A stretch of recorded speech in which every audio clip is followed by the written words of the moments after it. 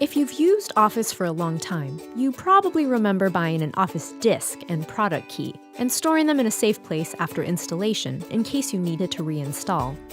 As long as you had your product key, you could install and activate Office on a new device. This is the way things worked for a long time, but times have changed, and we've modernized how Office is licensed and activated. Today, when you buy the latest versions of Office or Microsoft 365, some stores provide a card with your product key on it. For other stores, your product key might be printed on your receipt or sent in email. Once you have your product key, you enter it at microsoft365.com/setup, and your new Office product is added to your Microsoft account. If you don't have a Microsoft account, you can create one. Now that you've used your product key, you no longer need it. Instead, your Microsoft account becomes your key to installing and activating your Office products.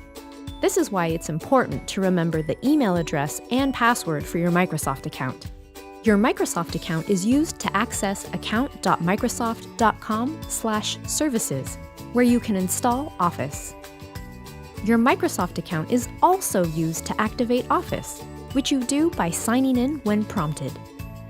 With Office and your Microsoft account, you can start creating your best work.